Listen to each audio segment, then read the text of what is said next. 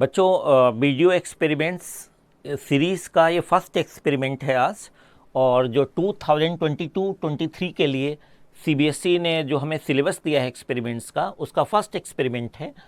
तो एम क्या है इसका कि to determine the resistivity of 2 or 3 wires by plotting a graph of potential difference versus current. एक बात ध्यान रखें कि यहाँ पे कहीं भी सीबीएसई ने नहीं लिखा हुआ है कि हमें डिफरेंट मटेरियल्स के वायर लिए हैं। तो मे बी कि आपको एग्जामिनर सेम मटेरियल के 2 वायर भी दे सकता है, ठीक है, और लेंथ उनकी डिफरेंट हो सकती है कि 50 सेंटीमीटर है, दूसरे की 70 सेंटीमीटर है, ऐसे आपको लेंथ मिल सकती है, ठीक है। तो मैं एक वायर के लिए आपको एक्सपेरिमेंट करके दिखाऊंगा और सिमिलरली आप दूसरे वायर के लिए कर सकते हैं, लेकिन दोनों वायर के लिए आपको रीडिंग्स जो है इस पर लिंक मिल जाएगा यहाँ पे डिस्क्रिप्शन वगैरह में, इस वीडियो के डिस्क्रिप्शन में। तो ऑपरेटर्स क्या होगा एक्सपेरिमेंट के लिए, 2 रेजिस्टेंस वायर्स हैं, मे बी कि एक 50 सेंटीमीटर का नाइक्रोम वायर ले लेना, एक 70 सेंटीमीटर का, तो 2 रेजिस्टेंस वायर्स हो जाएंगे। ए वोल्ट मीटर 0 से 3 volt and an ammeter 0 to 1.5 ampere range का एमीटर है। ये कैटेगरी मेरी लैब में अवेलेबल है। आपकी लैब में डिफरेंट रेंज के वोल्ट मीटर या एमीटर हो सकते हैं, ठीक है। कोई कन्फ्यूजन होगा तो आप अपने फिजिक्स टीचर से या लैब असिस्टेंट से कंसल्ट कर सकते हैं, ठीक है। तो इसके बाद एक बैटरी है, बैटरी हमें चाहिए होगी। ये रेहोस्टेट का क्या काम होता है, ये रेहोस्टेट है। Rheostat will provide a variable resistance in the circuit. तो रेहोस्टेट की हेल्प से रेजिस्टेंस कम ज़्यादा करोगे तो अकॉर्डिंगली करंट क्या होगी, चेंज होगी, और करंट चेंज होने से रेजिस्टेंस वायर के क्रॉस जो पोटेंशियल ड्रॉप होगा वो भी क्या होगा, चेंज होगा। ए मीटर स्केल जो हमने एक्सपेरिमेंट किया है या करने जा रहे हैं वो हमने हाफ मीटर स्केल से ही हमने कर दिया है। आप बड़ा 1 मीटर स्केल भी ले सकते हैं, क्योंकि मैंने जो वायर की लेंथ ली है वो 50 सेंटीमीटर यूज़ की है। तो 50 सेंटीमीटर से थोड़ी सी ज़्यादा ले लिए थे, 52 सेंटीमीटर के आसपास, क्योंकि जब हम कनेक्शन करेंगे तो कुछ वायर जो है ना वो एक दो सर्कल्स उसमें कनेक्टिंग पॉइंट्स में यूज़ हो जाएंगे, तो वो इफ़ेक्टिवली फिर 50 सेंटीमीटर रहेगी, ठीक है। अच्छा, वन वे की अगर आप, वैसे क्या होता है कि बैटरी के साथ ऑलरेडी एक की कनेक्टेड होती है यहाँ पे ऑफ एंड ऑन करने के लिए, लेकिन अगर आपके टीचर कहते हैं की के लिए तो आप की भी सर्किट में कनेक्ट कर सकते हैं। Connecting wires they will be made of copper wires होंगे बच्चों, और and A screw gauge. Screw gauge का क्या काम होगा, स्क्रू गेज से हम 11th में आप पढ़ चुके होंगे, हम डायमीटर हम फाइंड आउट कर सकते हैं वायर का, ठीक है। तो ये वायर है, इसका डायमीटर हमें फाइंड आउट करने के लिए एक स्क्रू गेज की भी ज़रूरत पड़ेगी, ठीक है। अब सबसे इम्पॉर्टेंट जो पार्ट है इसका वो है सर्किट डायग्राम है बच्चों। तो सर्किट डायग्राम में क्या है कि जैसे कि ये बैटरी का पॉजिटिव टर्मिनल है, रेड कलर से डिनोट कर रखा है इसको मैंने है, और बैटरी का पॉजिटिव टर्मिनल अमीटर के पॉजिटिव टर्मिनल से कनेक्टेड है। अमीटर का नेगेटिव टर्मिनल रेजिस्टेंस के 1 एंड पॉइंट से है, और रेजिस्टेंस का दूसरा एंड पॉइंट है किससे कनेक्टेड है, रेहोस्टेट के 1 टर्मिनल से कनेक्टेड है। रेहोस्टेट का जो दूसरा टर्मिनल है that will be connected to the negative terminal of battery via key से होते हुए कनेक्ट करेंगे। फिलहाल हमने अपने एक्सपेरिमेंट में की को नहीं यूज़ किया है, क्योंकि बैटरी में ऑलरेडी एक की लगी हुई है, ठीक है। तो एक चीज़ याद रखना कि ammeter is always connected in series with resistance and voltmeter will be connected in parallel with this unknown resistance.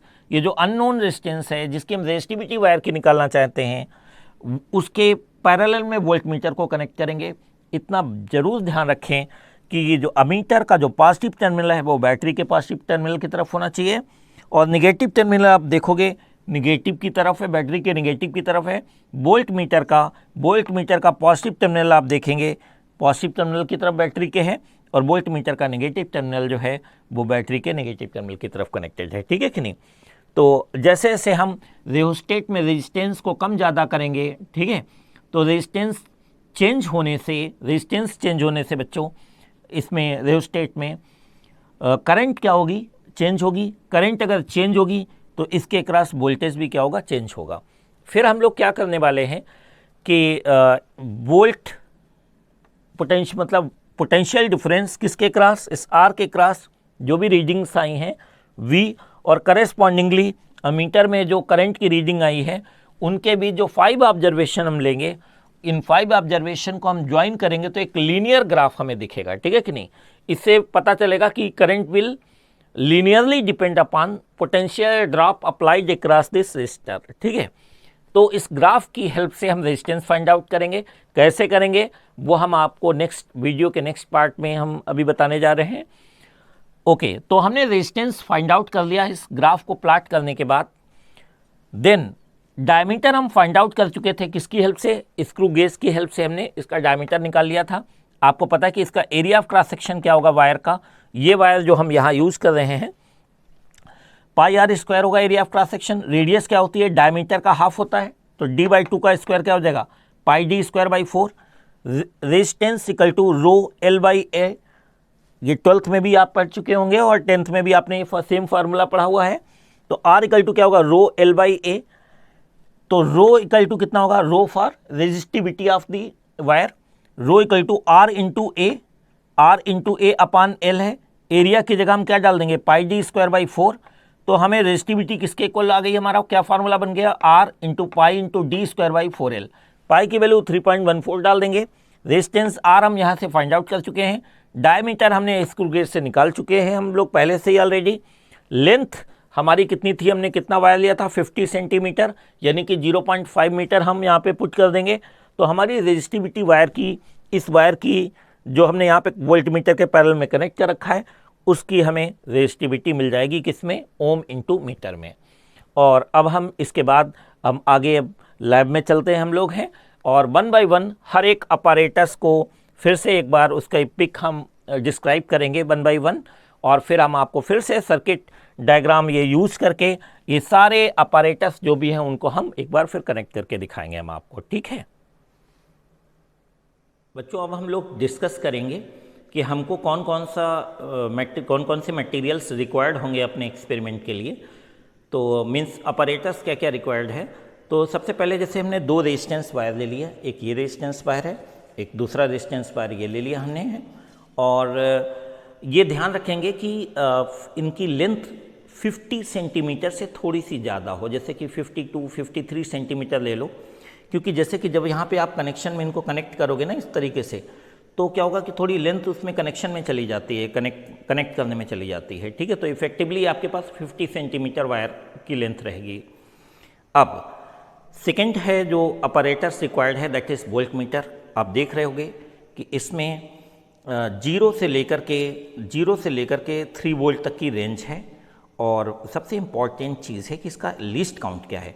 आप बच्चों एक चीज़ नोटिस करोगे कि इसके 0 से लेकर के 1 तक के बीच में कितने डिवीज़न हैं, 20 डिवीज़न है, या ऐसे कह सकते हो कि 0 से 0.5 के बीच 10 डिवीज़न है, एक ही बात है। तो 20 डिवीज़न में कितना है, 1 वोल्ट है। आप देखेंगे कि 20 डिवीज़न में अगर 1 वोल्ट है तो एक डिवीज़न कितने वोल्ट के बराबर होगा, 1/20 वोल्ट के बराबर होगा। 1/20 यानी 0.05 वोल्ट पर डिवीज़न, इसी को हम लीस्ट काउंट कहते हैं। किसी इंस्ट्रूमेंट का लीस्ट काउंट का मतलब होता है कि वो इंस्ट्रूमेंट कितनी मिनिमम वैल्यू मेजर कर सकता है। तो the minimum value measured by an instrument is called its least count कहते हैं, ठीक है ओके। अब आती है बात बच्चों, हम अमीटर की बात करेंगे। हमें अमीटर रिक्वायर्ड है, तो क्या क्या अमीटर में है, अमीटर में ये क्या, अमीटर क्या मेजर करेगा, करंट को मेजर करेगा। इसको हम सीरीज में कनेक्ट करेंगे, तो ये इसका पॉजिटिव टर्मिनल है, नेगेटिव टर्मिनल है।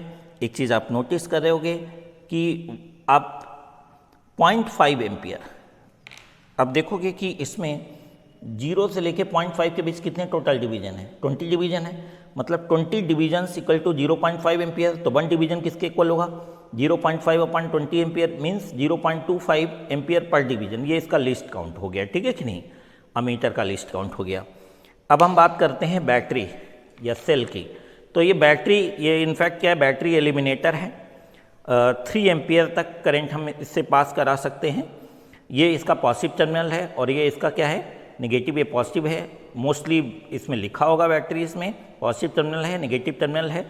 और हम वैसे अपैरेटस रिक्वायर्ड में हम की लिखते हैं, लेकिन चूंकि बैटरी में ऑलरेडी एक की ऑफ की है और ये ऑन की है, ऑन ऑफ, ठीक है। तो हम अननेसेसरी अलग से की नहीं लगाते हैं। अच्छा, सेकेंड थिंग ये है कि हम इसमें वोल्टेज को वेरी कर सकते हैं। 2 वोल्ट है, 6 वोल्ट है, अब हमने 8 वोल्ट कर दिया, अगर 10 किया और फिर 12 कर दिया। कोशिश ये रखेंगे कि हम कम वोल्ट पे हम एक्सपेरिमेंट करें, क्योंकि ज़्यादा वोल्टेज अगर हम अप्लाई करेंगे सर्किट में तो करंट ज़्यादा होगी, हीटिंग इफेक्ट ज़्यादा होगा, रेजिस्टेंस कैन वेरी और हमारे ऑब्जर्वेशंस अफेक्टेड होंगे, तो एरर आने के चांसेस रहेंगे फिर, ठीक है। इसके बाद हम बात करते हैं रेहोस्टेट की। ये रेहोस्टेट है बच्चों, आप देख लें कि इसमें 2 टर्मिनल हैं, ठीक है कि नहीं। एक तो कसम खा लें आप कि ये जो है ये एक टर्मिनल में, ठीक है, इस एक टर्मिनल इसके साथ तो कनेक्ट ही हमेशा करना है। फिर चॉइस है आपकी, इन दोनों में से एक कोई सा भी, चाहे इसको करें चाहे इसको आप कनेक्ट कर लें, ठीक है कि नहीं। तो अगर आप इसको कनेक्ट करते हैं तो करंट ऊपर से ऐसे निकल के बच्चों ये ऐसे कनेक्ट होता हुआ ये ऐसे आएगा, है ना, करंट ऐसे निकल के इसमें से निकल जाएगी। आप इसको आगे पीछे करके क्या कर सकते हैं, इसका रेजिस्टेंस चेंज कर सकते हैं। देन हम चूँकि 50 सेंटीमीटर हम लेंथ हमने ली, हम हाफ मीटर स्केल से भी को भी हम यूज कर सकते हैं। हम हैं अगर हम 50 सेंटीमीटर या उससे नीचे लेंथ ले रहे हैं तो हाफ मीटर स्केल से भी काम चल जाएगा हमारा, नहीं तो आप 1 मीटर स्केल यूज़ कर सकते हैं, ठीक है। ये हमारा कनेक्टिंग वायर्स हैं, ऐसे बहुत सारे कनेक्टिंग वायर्स हैं जो हमने ऑलरेडी इसमें कनेक्ट कर रखे हैं, पहले से ही हैं। तो इस तरीके से ये कनेक्टिंग वायर होगी जिसके ऊपर कॉटन की थ्रेड होगी इंसुलेशन क्रिएट करने के लिए। और ये हमारा स्क्रू गेज है। स्क्रू गेज से हम क्या फाइंड आउट करेंगे, डायमीटर वायर का हम डायमीटर फाइंड आउट करेंगे, ठीक है बच्चों। अब हम लोग इसकी इस रेजिस्टेंस वायर का हम लोग डायमीटर निकालने वाले हैं, ये डायमीटर निकालने वाले हैं। और डायमीटर हम किससे निकालेंगे, इसका डायमीटर हम फाइंड आउट करेंगे स्क्रू गेज से फाइंड आउट करेंगे। Least count of screw gauge क्या है आपका, least count of screw gauge कितना है, 0.001 सेंटीमीटर है बच्चों, ठीक है। अच्छा, कैसे मेजर किया जाता है, main scale reading plus number of divisions on circular scale into least count होता है। लेकिन सबसे पहले हम क्या करेंगे, इसकी एरर चेक करेंगे। इसको वायर को कनेक्ट करने से पहले इसकी एरर देखेंगे, कोई पॉजिटिव या नेगेटिव एरर तो नहीं है।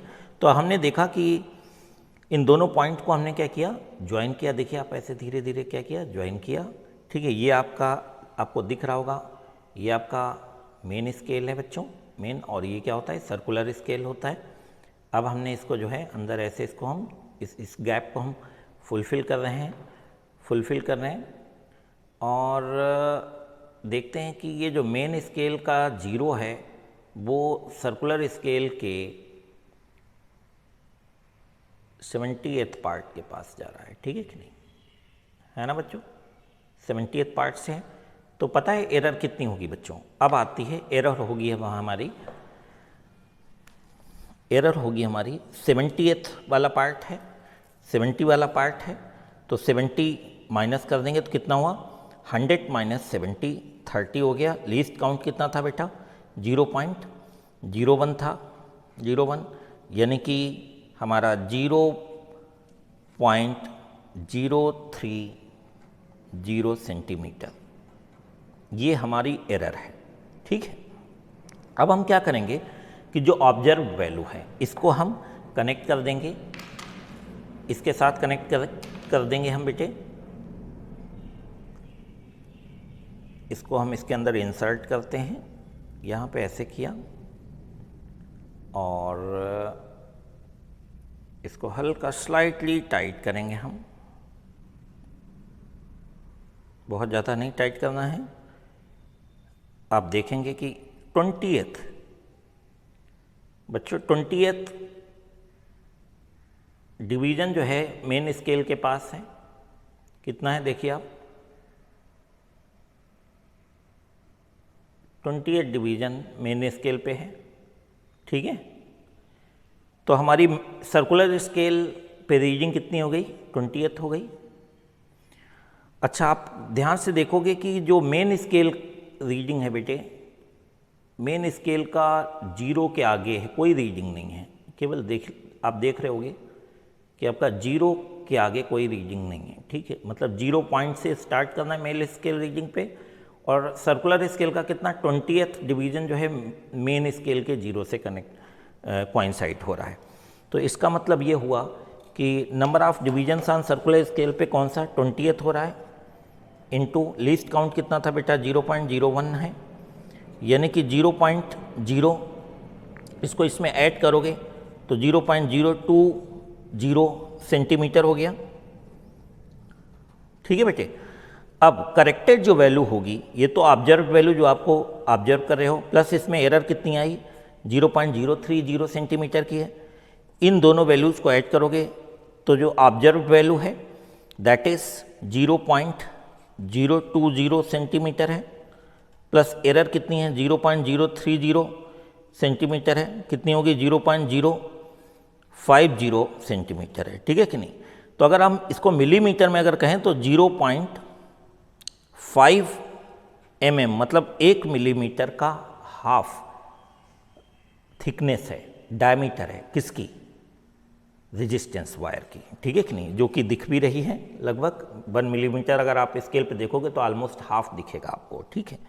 तो बहुत अच्छी रीडिंग आई है, ठीक है। इसको हम जब हम रेजिस्टेंस R = ρL/A वाला फार्मूला होगा तो वहाँ पे एरिया जो है πr² होगा, यानी कि πd²/4 में अब हम यूज़ करेंगे इसको, यहाँ डायमीटर की वाली करेक्टेड वैल्यू यूज़ करेंगे, करेक्टेड वाली, ठीक है कि नहीं। बच्चों जैसा मैंने आपको एक्सप्लेन किया था कि हम लोग ऐसा सर्किट बनाएंगे, सर्किट डायग्राम बनाएंगे। तो हमारा सर्किट डायग्राम क्या होने वाला था कि एक बैटरी है, बैटरी के पॉजिटिव टर्मिनल से हमें एमीटर का पॉजिटिव टर्मिनल कनेक्ट करना था, और एमीटर के नेगेटिव टर्मिनल से होते हुए रेजिस्टेंस वायर का वन एंड और रेजिस्टेंस वायर का सेकेंड एंड जो है मैं रेहोस्टेट से कनेक्ट करते हुए रेहोस्टेट का अदर एंड की से होते हुए बैटरी के नेगेटिव टर्मिनल से कनेक्ट करना है। अब जैसे कि बैटरी में ऑलरेडी एक की है तो हम ये यहाँ पे की लगाने की ज़रूरत नहीं है, लेकिन अगर आपके फिजिक्स टीचर कहते हैं कि आप लगाइए तो आप 1 वे की लगा सकते हैं, यूज़ कर सकते हैं आप वहाँ पे। अच्छा, रेजिस्टेंस वायर के पैरेलल में हमने वोल्ट मीटर लगाया और इस रेजिस्टेंस वायर के सीरीज़ में हमने एमीटर लगाया। लेकिन एक बात ध्यान रखना कि एमीटर का पॉजिटिव टर्मिनल बैटरी के पॉजिटिव टर्मिनल की तरफ होना चाहिए और एमीटर का नेगेटिव टर्मिनल बैटरी के नेगेटिव की तरफ होना चाहिए। वोल्ट मीटर का पॉजिटिव टर्मिनल आप देखोगे बैटरी के पॉजिटिव टर्मिनल की तरफ, और वोल्ट मीटर का नेगेटिव टर्मिनल बैटरी के नेगेटिव टर्मिनल की तरफ होना चाहिए। बहुत इंपॉर्टेंट है ये, ठीक है बच्चों। अब क्या करते हैं हम लोग हैं कि अब आप देखो कि क्या हम लोगों ने ऐसे सही ये सर्किट डायग्राम बनाया है कि नहीं है। बैटरी का पॉजिटिव टर्मिनल, पहली बात तो हम ये ऑन कर देते हैं, ठीक है कि नहीं। इसको हमने 4 वोल्ट पे किया, कनेक्ट किया। बैटरी के पॉजिटिव टर्मिनल से आप देखोगे कि हमने एमीटर के इस एमीटर के पॉजिटिव टर्मिनल से कनेक्ट किया, बैटरी का पॉजिटिव टर्मिनल, एमीटर का पॉजिटिव टर्मिनल। अब हमारा ये एमीटर का नेगेटिव टर्मिनल किससे कनेक्टेड है, ये जो वायर दिख रहा है आपको गोल गोल सा ऐसे ये वायर, ये जो रेजिस्टेंस वायर है, इस रेजिस्टेंस वायर को हमने वोल्ट मीटर के इन दोनों टर्मिनल से कनेक्ट कर दिया, ठीक है। तो ये रेजिस्टेंस वायर है हमारा, और तो आप देखोगे एमीटर का वन एंड वोल्ट मीटर के पॉजिटिव टर्मिनल से कनेक्टेड है, एमीटर का जो नेगेटिव टर्मिनल है वोल्ट मीटर के पॉजिटिव टर्मिनल से कनेक्टेड है, वोल्ट मीटर का नेगेटिव टर्मिनल हमारा कनेक्टेड है रेहोस्टेट से, रेहोस्टेट का दूसरा एंड जो है अदर एंड बच्चों that is connected with battery के नेगेटिव टर्मिनल के साथ। आप फिर से देख लीजिए, सब कुछ कनेक्टेड है। आप देखेंगे इसमें कि बैटरी का पॉजिटिव टर्मिनल एमीटर के पॉजिटिव टर्मिनल के साथ कनेक्टेड है। फिगर भी, सर्किट डायग्राम भी देखते जाइए साथ में। बैटरी का पॉजिटिव टर्मिनल एमीटर के पॉजिटिव टर्मिनल से कनेक्टेड है, एमीटर का नेगेटिव टर्मिनल वोल्ट मीटर के पॉजिटिव टर्मिनल से कनेक्टेड है, और वोल्ट मीटर का नेगेटिव टर्मिनल रेहोस्टेट के वन एंड से कनेक्टेड है इधर, और रेहोस्टेट का दूसरा एंड बैटरी के नेगेटिव टर्मिनल से कनेक्टेड है। सर्किट पूरा हो गया। एक चीज़ ध्यान रखोगे कि ये जो वायर आपको दिख रहा है रेजिस्टेंस वायर है, उस रेजिस्टेंस के पैरेलल में क्या है वोल्ट मीटर भी कनेक्टेड है, ठीक है। तो आई होप सर्किट आपको समझ में आ गया होगा। ओके, हमें जब नई ऑब्जर्वेशंस लेने होते हैं तो हम बैटरी को ऑफ कर देंगे सर, जिससे करंट अननेसेसरी फ्लो नहीं हो रेजिस्टेंस वायर में और वो उसमें हीटिंग इफेक्ट नहीं हो। अब हम ऑब्जर्वेशन करने जा रहे हैं और रियोस्टेट में रेजिस्टेंस हम ज़्यादा रखते हैं, मैक्सिमम रखते हैं, फिर धीरे धीरे रेजिस्टेंस कम करते जाएंगे। सर्किट में जैसे जैसे रेजिस्टेंस कम होता जाएगा वैसे वैसे करंट बढ़ेगी, तो करंट एमीटर में भी करंट की वैल्यू ज़्यादा आएगी और वोल्ट मीटर में भी धीरे धीरे इंक्रीज होना स्टार्ट होगी। ठीक है, क्योंकि V equal to I R होता है, करंट अगर I इंक्रीज होगी तो V equal to I R फार्मूले से वोल्टेज ड्रॉप भी क्या होगा, इसके क्रॉस इंक्रीज होने लगेगा रेजिस्टेंस वायर के क्रॉस। हमने एक टेबल बना ली है, आप देख रहे होगे ये वाली टेबल। इस टेबल में सबसे पहला हमारा काम है कि हम ये लिखेंगे बच्चों कि लीस्ट काउंट ऑफ अमीटर कितना है बेटे, 0.025 एम्पियर पर डिवीजन है। Least count of volt meter कितना है, 0.05 वोल्ट पर डिवीजन है। हमने वोल्ट मीटर रीडिंग के लिए एक बनाया कॉलम, दूसरा एमीटर रीडिंग के लिए कॉलम बनाया। हमें 5 ऑब्जर्वेशन लेने हैं, सीरियल नंबर में 5 किया। हर एक डिवीजन के वोल्ट मीटर के जैसे 3, 4 जितने भी डिवीजन हैं उसको हम least count of volt meter से मल्टीप्लाई करेंगे तो हमें वोल्टेज की वैल्यू आएगी। सिमिलरली हम करंट की भी वैल्यू फाइंड आउट करेंगे और V/I का जो रेशियो है वो अगर हम कैलकुलेट कर लेंगे तो रेजिस्टेंस R की वैल्यू आ जाएगी और हम इसका मीन निकाल लेंगे, हमें वायर का रेजिस्टेंस आ जाएगा। जब हमारा वायर का रेजिस्टेंस आ जाएगा, मीन वैल्यू आ जाएगी R की, तो R equal to rho L/A होता है। एरिया में πr² पुट कर देंगे, वहाँ से रेडियस की वैल्यू डायमीटर/2 करेंगे और डायमीटर को हम स्क्रू गेज से कैलकुलेट करके रेजिस्टिविटी हम फाइंड आउट कर सकते हैं, जैसे कि मैंने वीडियो के स्टार्टिंग में ही बता दिया था कि हम लोग क्या करने वाले हैं बच्चों। अब हम लोग ऑब्जर्वेशन कर रहे हैं, तो हमने की को ऑन किया और हम देख रहे हैं कि की ऑन करते ही हमारे पास वोल्टेज में कितनी वैल्यू आती है। देखिए आप, हमारे पास वोल्टेज में वैल्यू आई, कितने डिवीजन आए हमारे,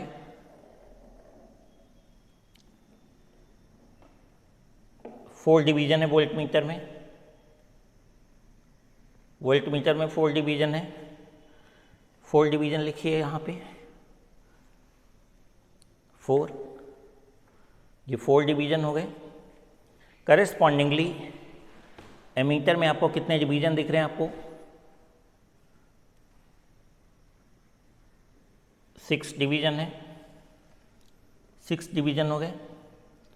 फिर हमने रेजिस्टेंस को थोड़ा कम किया जिससे हमारी वैल्यू आई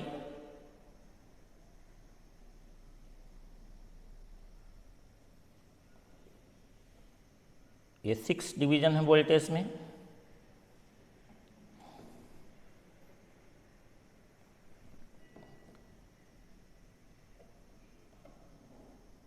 सिक्स डिवीजन है यहाँ, 6 डिवीजन ने वोल्ट मीटर में रख दिए यहाँ पे। अब हम इसमें देख रहे हैं कि ऑलमोस्ट 8 डिवीजन है हमारे।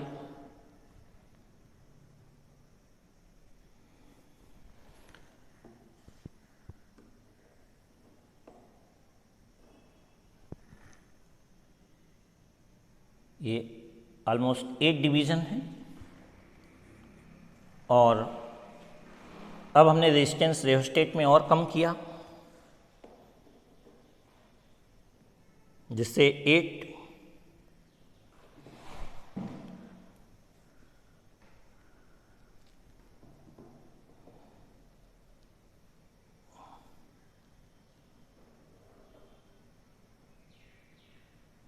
डिवीजन वोल्ट मीटर में है। करेस्पॉन्डिंगली हमारे एमीटर में ऑलमोस्ट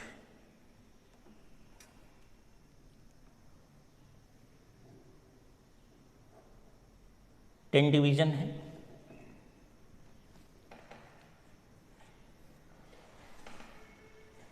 हमने रियोस्टेट में और रेजिस्टेंस को कम किया जिससे ऑलमोस्ट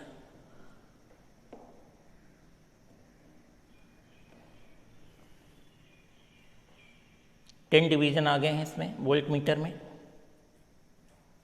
करेस्पॉन्डिंगली अमीटर में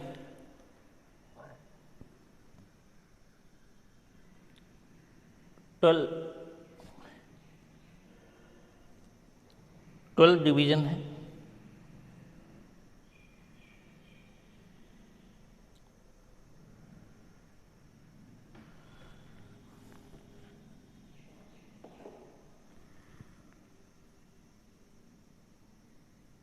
करीबन 14 डिवीजन दिख रहे हैं। Then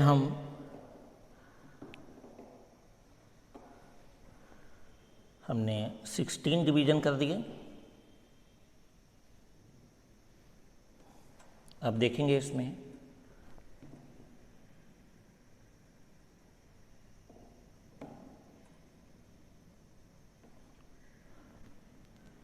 sixteen division volt meter में है और यहाँ पे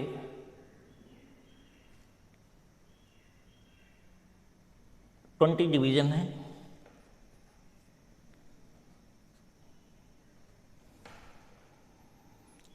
तो इस तरीके से हमारा ये हमने 5 ऑब्जर्वेशंस ले लिए बच्चों। एक बार फिर से सर्किट डायग्राम देख लेते हैं हम लोग और आप देखोगे कि इसमें वोल्ट मीटर रीडिंग जो अभी हमने डिवीजन की फॉर्म में ली थी, इनकी वैल्यूज़ को हम वैल्यू फाइंड आउट करने के लिए हम वोल्ट मीटर के लिस्ट काउंट 0.05 से 4 को मल्टीप्लाई करेंगे तो करेस्पॉन्डिंगली वोल्ट में वैल्यू आएंगी। इन अमीटर डिवीजन्स की वैल्यू अगर हम अमीटर के लीस्ट काउंट से मल्टीप्लाई करेंगे तो ये एम्पियर में वैल्यू आएंगी। वी और आई का रेशियो लेकर के हमारा आर कैलकुलेट हो जाएगा। तो बच्चों हमने वोल्ट मीटर की और एमीटर की रीडिंग्स निकाल ली थी, कैलकुलेट कर ली थी, डिवीजन्स के टर्म्स में की थी हम लोगों ने।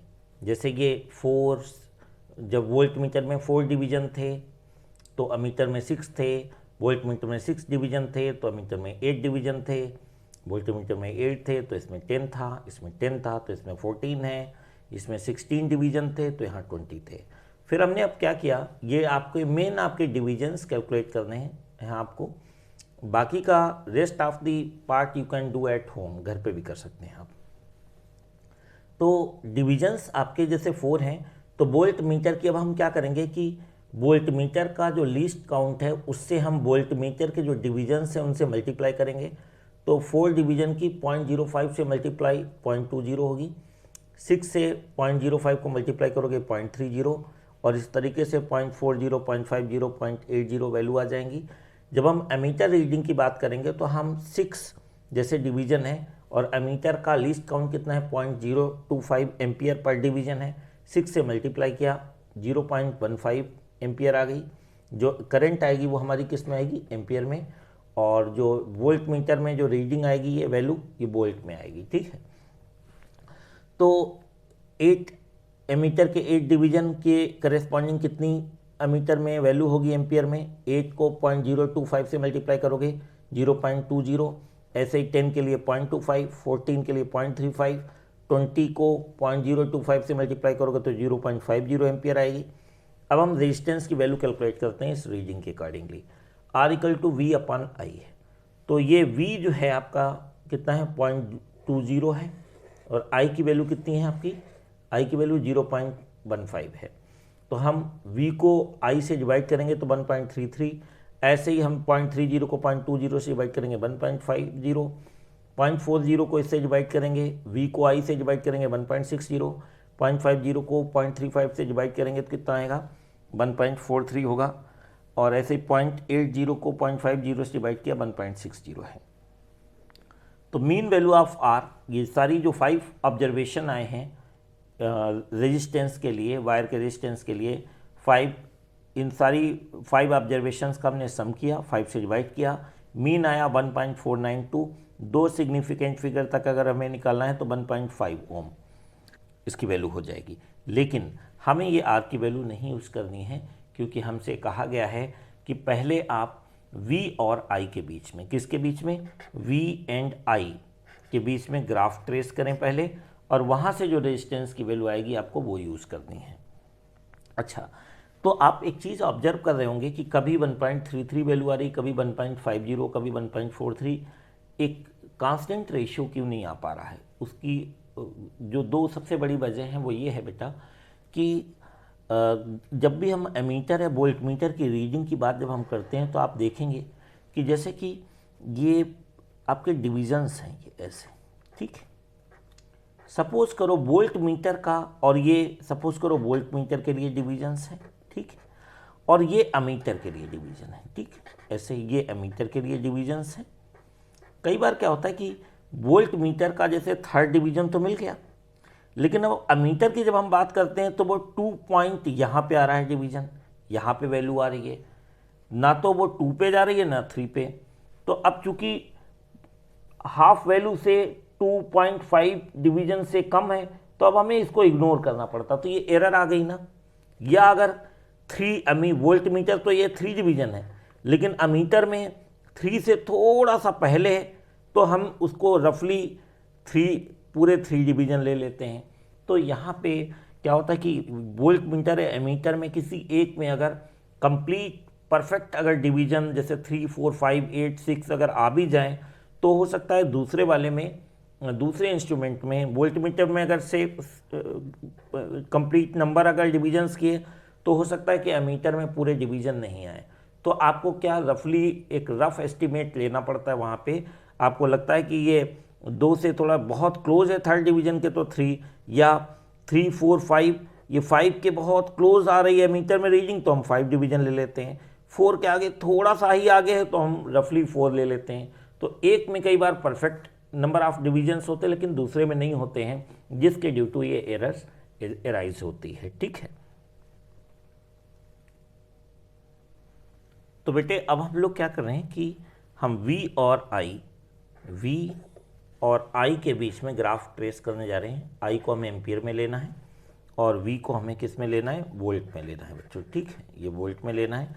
मैंने ये पेन से ग्राफ बनाया है, ब्लैक पेन से, लेकिन आपको पेंसिल यूज़ करनी है, नहीं तो आपके एग्जामिनर मार्क्स कट कर सकता है। तो आप लोग क्या करेंगे कि पेंसिल से सारा काम करेंगे। एक बेनिफिट पेंसिल का ये होता है कि अगर कहीं मिस्टेक हो जाती है तो आप उसको इरेज करके फिर से सही कर सकते हैं आप।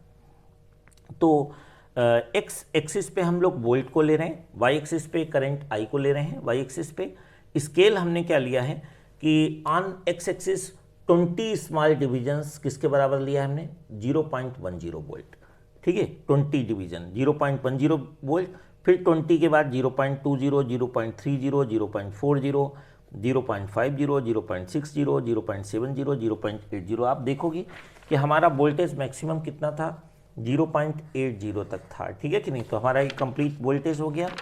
अब हम वाई एक्सिस पे क्या करेंगे बेटे, वाई एक्सिस पे 20 स्मॉल डिवीजन्स, ये 10 डिवीजन और ये क्या हो गया 20 डिवीजन।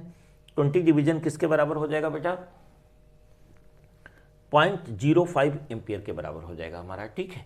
तो 0.05 से लेकर के 0.10, 0.15, 0.20, 0.25, 0.30, 0.35, 0.40, 0.45, 0.50, हमें मैक्सिमम कितनी करंट 0.15 से लेके 0.50 थी, लेकिन हमने ग्राफ कहाँ से स्टार्ट किया, 0.05 से।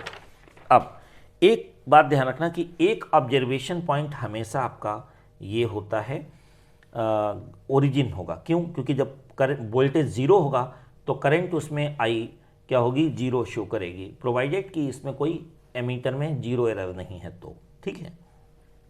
सेकेंड थिंग, ये आपके 0.20 के लिए आपका 0.15 था एक ऑब्जर्वेशन, 0.30 वोल्ट पे 0.20 था, 0.40 पे 0.25 है, 0.50 पे 0.30 था और 0.80 पे बच्चों ये आपका 0.50 ऑब्जर्वेशन था करंट का। तो अब क्या है कि अगर हम इसको इन दोनों का ऐसे मिलाते हैं, ठीक है कि नहीं, तो ये वाले पॉइंट्स जो हैं, ऑब्जर्वेशंस जो हैं इधर राइट साइड में रहते हैं ग्राफ। तो बेस्ट फिटेड ग्राफ वो होता है जिसमें ऑब्जर्वेशन मैक्सिमम ऑब्जर्वेशन उस लाइन पे आ जाएं, ग्राफ पे आ जाएं, और बाकी ऑब्जर्वेशन कुछ एक साइड हो कुछ दूसरी साइड हो कम डिस्टेंस पे, जिससे कि एरर का जो मीन डेविएशन है वो मिनिमम हो, ठीक है। तो हमने ये अगर इसको इस तरीके से ज्वाइन किया, अगर हम ऐसे इसको ज्वाइन करते सोचिए आप, ठीक है। तो ये 1 2 ये 3 सारे पीछे हो जाते, तो इन दोनों पॉइंट्स को हमने एक साथ मिला दिया, ज्वाइन कर दिया। इसमें एक ऑब्जर्वेशन इस ग्राफ के थोड़ा राइट है, 2 ऑब्जर्वेशन थोड़ा बिल्कुल पास में इसके ऊपर हैं थोड़े से, ठीक है। ओके, तो v इक्वल टू कितना होता है बेटा, ये हमारा ग्राफ आ गया। v equal to I R होता है ओम्स लॉ के अकॉर्डिंगली, तो i इक्वल टू कितना होगा 1/r इंटू वी होगा बेटा। y equal to m x होता है, किसकी इक्वेशन होती है, कि स्ट्रेट लाइन की जो ओरिजिन से पास होती है। तो y equal to m x से जब कंपेयर करोगे तो इसका बेटा m और इसका 1/r बराबर है, यानी कि स्लोप m क्या है, स्लोप है, स्लोप m 1/r के बराबर है। स्लोप m का मतलब होता है, स्लोप का मतलब होता है जो भी स्ट्रेट लाइन x एक्सिस के साथ एंगल थीटा बनाएगी उसके tan को हम क्या करते हैं, उसके tan थीटा को हम क्या कहते हैं, स्लोप कहते हैं। तो कंपेयर करोगे m किसके बराबर, स्लोप m 1/r है, स्लोप m जो है tan थीटा होता है। यहाँ पे tan थीटा देखो आप, इस b से लेके इसको ज्वाइन कर दिया आपने, यहाँ से इसको a पॉइंट से, तो tan थीटा इक्वल टू आपका होगा परपेंडिकुलर AB अपान बेस OA। तो tan थीटा की जगह हमने AB अपान बच्चों AB अपान OA डाल दिया है आपने, और इक्वल टू किसके बराबर है, आपका 1/r के बराबर है। पलट दिया तो r इक्वल टू क्या होगा, OA अपान AB आ जाएगा। r इक्वल टू कितना है, OA अपान AB है बेटा, ठीक है। तो ये r की वैल्यू आ गई आपकी। OA आपका, OA कितना है 0.80 है। AB कितना है, यहाँ से AB कितना है, किसके बराबर है, 0.50 के बराबर है। डिवाइड किया 1.6 ओम आ गया। आपकी जो कैलकुलेशन थी, टेबल से जो कैलकुलेशन थी आर की मीन वैल्यू लेने के बाद 1.5 थी। ग्राफ से कितनी वैल्यू आ रही है बेटा, ग्राफ से आपकी वैल्यू आ रही है 1.6 ओम आ रही है। तो बच्चों अब हम लोग कैलकुलेशन करने जा रहे हैं रेजिस्टिविटी की। इसमें आर की वैल्यू क्या है बेटे, रो एल बाई ए होती है। रेजिस्टेंस का formula rho L by a है। रो इक्वल टू क्या होगा, R into a by a. Area का की वैल्यू क्या होती है, आपको पता है एरिया की वैल्यू पाई डी स्क्वायर, पहले भी बता दिया था मैंने, पाई डी स्क्वायर बाई 4। आर की वैल्यू 1.6 ओम हमने किससे निकाल लिया बेटे, ग्राफ से निकाल लिया था हम लोगों ने। लेंथ हमने 0.50 सेंटीमीटर का मतलब 0.50 मीटर हो गई। डायमीटर हम लोगों ने कैलकुलेट कर लिया था 0.5 mm स्क्रू गेज से, और 0.5 mm मीन्स 0.5 10⁻³ मीटर में कन्वर्ट कर देना, क्योंकि आपको पता है कि 1 मिलीमीटर में 10⁻³ मीटर होते हैं बच्चों। तो ये 5 10⁻⁴ मीटर हो जाएगा। रो इक्वल टू कितना हो जाएगा, आर की वैल्यू ये 1.6, यहाँ पे आर की वैल्यू डाल दें, सब्सटीट्यूट कर दें 1.6, पाई की वैल्यू 3.14, डी की वैल्यू 5 10⁻⁴ का स्क्वायर अपान 4। लेंथ कितनी है 0.50 मीटर है, तो 4 की 0.50 से मल्टीप्लाई 2 हो जाएगी, 1.6 3.14, 5 का स्क्वायर 25, 10⁻⁴ का स्क्वायर -8, इसकी मल्टीप्लाई को 2 से डिवाइड करोगे 125.6 10⁻⁸ ओम इंटू मीटर आएगा, ठीक है। तो ये स्टैंडर्ड फॉर्म क्या होगी 1.256 10⁻⁶, राउंड ऑफ कर दोगे इसको 3 सिग्निफिकेंट फिगर तक अगर निकालेंगे तो 1.26 10⁻⁶ ohm into meter. Wow, this value is very close to the standard value of resistivity at 20 degree Celsius. और 1 पॉइंट, वैसे स्टैंडर्ड वैल्यू रेजिस्टिविटी की 20 डिग्री सेल्सियस पे कितनी होती है बच्चों, 1.10 से लेकर के 1.50 10⁻⁶ ओम इंटू मीटर होती है। तो वैसे क्या होता है कि इसमें नाइक्रोम में क्या होता है, निकिल 80% होता है बेटा, निकिल जो है कितना परसेंट होता है 80%, और क्रोमियम कितना होता है, Cr कितना होता है 20% होता है। लेकिन जो हमें सप्लाई होती है मटेरियल की, हो सकता है कि इसमें परसेंटेज कम ज़्यादा हो सकता है, ठीक है कि नहीं, इसके ड्यू टू ये वैल्यू चेंज हो सकती है थोड़ी। और सेकेंड थिंग ये है कि टेम्परेचर जो 20 डिग्री सेल्सियस पे हमने जो लैब में एक्सपेरिमेंट किया था वो ऑलमोस्ट 35 डिग्री सेल्सियस के आसपास था, ठीक है कि नहीं। तो स्लाइटली थोड़ी जो वैल्यू होनी चाहिए 20 डिग्री सेल्सियस पे इसकी, तो उससे थोड़ी सी ज़्यादा आएगी वैल्यू रेजिस्टिविटी। तो इस तरीके से अब हमने एक वायर का आपको कैलकुलेट करके बच्चों दिखा दिया, ऐसे आप दूसरे वायर के लिए भी दिखा सकते हैं। आप लैब में जब एक्सपेरिमेंट करें तो मैंने 50 सेंटीमीटर का किया है, आप 70 सेंटीमीटर की। एक बात ध्यान रखना कि मैंने अपने एक्सपेरिमेंट में 1/2 मीटर स्केल ली, आप कोशिश करना कि आप 1 मीटर स्केल पे एक्सपेरिमेंट करें।